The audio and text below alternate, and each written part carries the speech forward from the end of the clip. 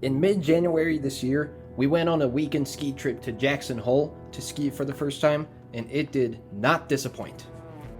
Jackson Hole's vertical drop is massive, with a 4,139 foot elevation difference between Rendezvous Mountain and the base.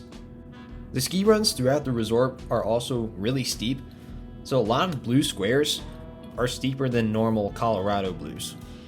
Jackson Hole is also home to the famous Corbett's Couloir, located off the top of the tram, and it is by far one of the steepest ski slopes in North America.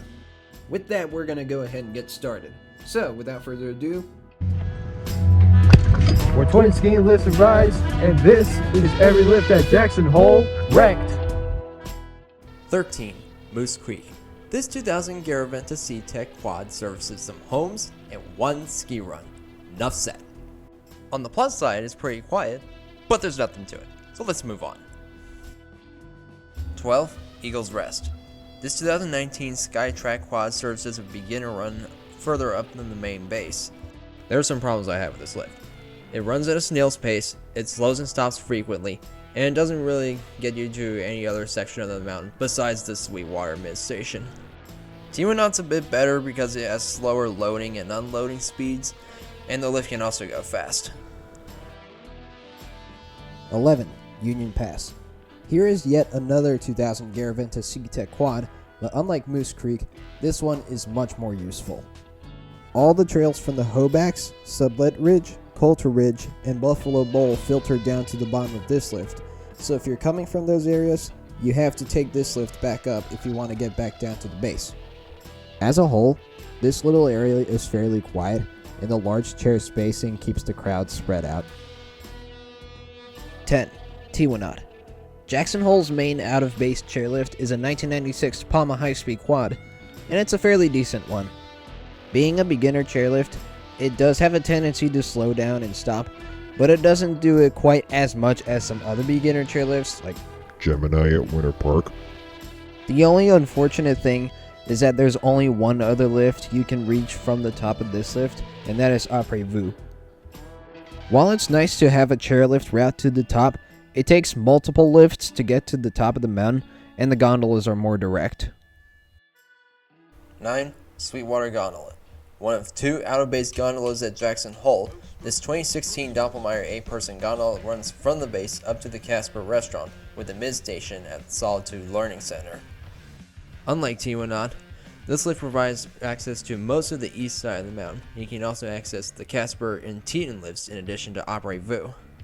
However, you'll still have to take one other lift to get to the westernmost section of the mountain via either Casper or Teton, but other than that, this is a solid out-of-base lift. 8. Bridger Gondola. Right after Tiwanaut, we have this Palma 8-person gondola from 1997, and it goes much, much higher than Tiwanaut or Sweetwater. This is the most popular out-of-base lift at Jackson Hole simply because it goes up higher than the other two out-of-base lifts, and it provides easier access to some of the more challenging terrain. Like Sweetwater, there's a restaurant at the top of this gondola, and they've got some pretty good stuff as well. 7. Marmot. This 2011 Doppelmayr C-Tech double chair is the final leg in the journey from the base up to Rendezvous Lodge via chairlifts. It's kind of like Steamboat's Burgess Creek lift in that it's one form of egress from the Thunder area of the mountain, and it gets you to the same spot as the main lift, but it still has some really decent trails off of it, and it makes those trails easier to lap versus the gondola.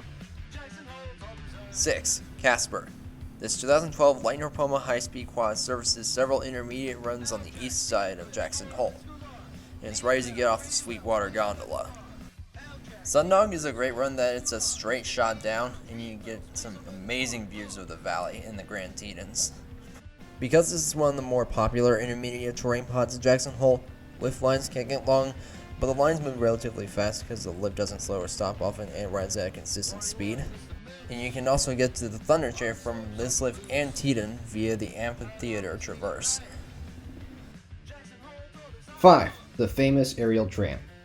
This 2008 Garaventa 100-person tram is an icon for Jackson Hole. It's also nicknamed Big Red.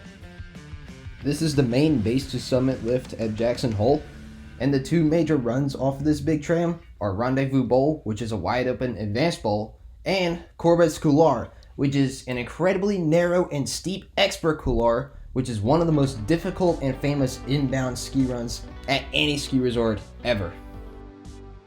I've seen lots of videos of people going down Corbett's Couloir, and I can never wrap my head around how they managed to pull it off.